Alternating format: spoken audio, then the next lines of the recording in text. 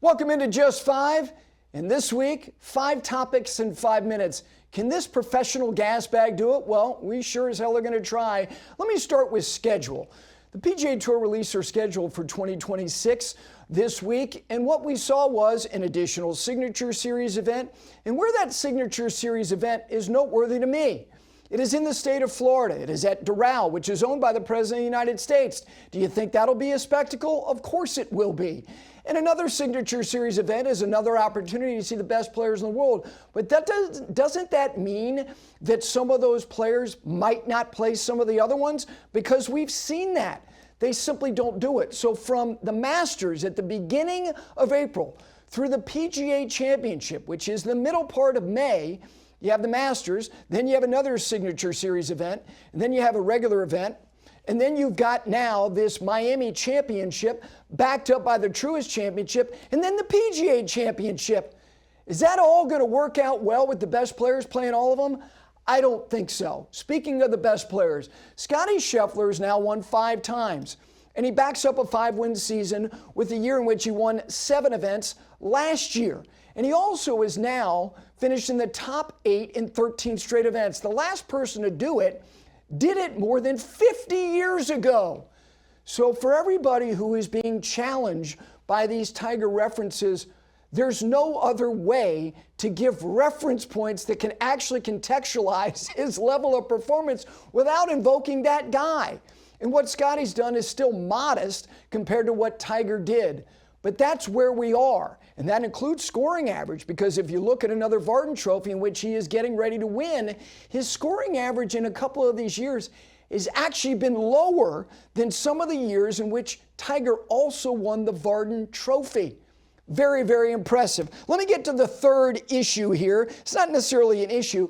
It's about recognizing risers. Not easy to distinguish or separate yourself. Scotty's done that at the top of the food chain. But let me acknowledge some guys this year who have risen above their previous plot on the PGA Tour. Andrew Novak, last year he was 86th in the FedEx Cup standings. This year, he comes to the Tour Championship 15th, and he's won more than $7 million.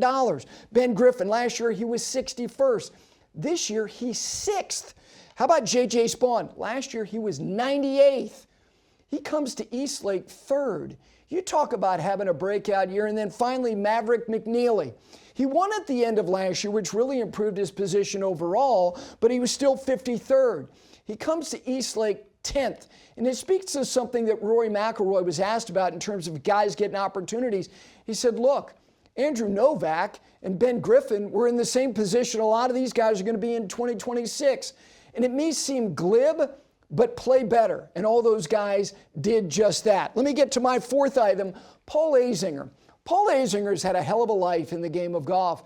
He was somebody who was one of the best players, and then he was stricken with cancer. And then it took him 7 more years to win again and do it for the final time as he did at the Sony Open. And then he embarked on one of the best broadcasting careers that we have seen. And this past week, he was bestowed upon him that was intensely personal to him, and that was the Payne Stewart Award, because nobody had a deeper personal relationship with Payne than he did. And then he was lost way too young and tragically. And what Paul shared in receiving the Payne Stewart Award had a level of righteousness and soulfulness that I encourage everybody to listen to it, because it'll get to you, because it's the essence of what the human condition absolutely is. And finally, here's my final thought, and that is about Mason Howell. Mason Howell was a guy who, as a junior in high school, went to a U.S. Open qualifier and shot a tight little 63 and then backed it up again in his afternoon round with another 63. And we talked to him at Oakmont. We talked to him about goals, and we talked to him about surrounding yourself with other players who can really play. What did Mason Howell do to avoid going to his first week of school of his senior year of high school?